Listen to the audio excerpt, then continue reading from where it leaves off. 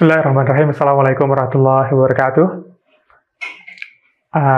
Kita lanjutkan kembali untuk pertanyaan-pertanyaan yang masuk.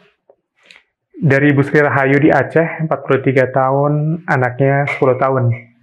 Izin bertanya, anak saya tipe belajarnya kinestetik, hingga sangat sulit untuk bisa fokus mengikuti Zoom atau kegiatan belajar yang memerlukan konsentrasi.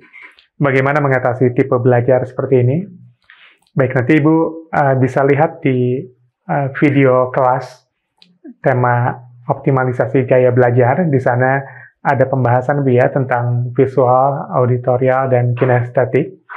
Dan saya bahas singkat saja, kinestetik itu gaya belajar yang memang lebih banyak membutuhkan gerak dibandingkan pandangan atau pendengaran. Dia belajar banyak lewat pengalaman. Jadi apa yang dia lakukan, apa yang dia kerjakan, itu lebih mengena daripada sekedar apa yang dia lihat atau apa yang dia dengar. Itu kinestetik. Dan pembelajaran kinestetik itu biasanya khas pada anak-anak yang memang menyukai aktivitas-aktivitas fisik.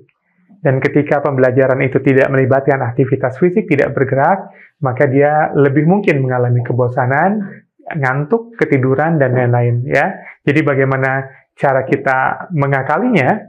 Sebenarnya begini, untuk anak-anak seperti ini, solusi yang paling mudah sebenarnya memang adalah pembelajaran secara langsung, bukan dalam pembelajaran-pembelajaran yang itu bentuknya maya ya, seperti daring saat sekarang. Jadi ketika saat daring seperti sekarang, usia masih 10 tahun, masih juga belum ada atau masih tahap awal rasa tanggung jawab, ada kewajaran sebenarnya dalam sisi fuadnya itu, dalam hati dan akalnya itu, masih ada bab tentang kewajaran kalau dia belum bertanggung jawab penuh terhadap pelajaran-pelajarannya. Ditambah pula, anak ini kinestetik, maka dia butuh banyak-banyak gerakan, dan pelajaran lewat daring, memang untuk kasus-kasus anak seperti ini akan sangat membosankan. Yang harus diakali sebenarnya, karena kita bekerja sama dan keadaan tidak bisa ditolak kadang-kadang ya, seringkali memang ya kita nggak tahu jalanin pembelajaran daring ini sampai kapan. Yang bisa kita lakukan adalah kita membantu menyiasatinya dengan setiap 15-20 menit sekali dia harus melakukan sebuah gerakan-gerakan lain supaya dia tidak mengantuk ya. Bisa dengan cara apapun, yang penting adalah melakukan gerakan, dan gerakan yang paling awal itu adalah gerakan yang dibentuk lewat tindakan tangan ya. Jadi gerakan tangan itu bisa kita bangun gitu ya, sama-sama bisa kita sama-sama aktifkan. Dan gerakan tangan ini yang penting tangan bergerak dulu, terutama tangan kanan ya, di antara dua jari ini ya, ini bergerak. Jadi bisa dengan cara Ibu menyediakan misalnya permen di sebelah, misalkan mainan atau pensil, dan jangan salahkan ketika dia belajar sambil menggerak-gerakan. Kenapa? Ketika tangannya tidak bergerak, ketika dia tidak melakukan sesuatu atau tidak berpindah tempat duduk atau berpindah aktivitas dalam waktu tertentu, maka yang dialami adalah kebosanan.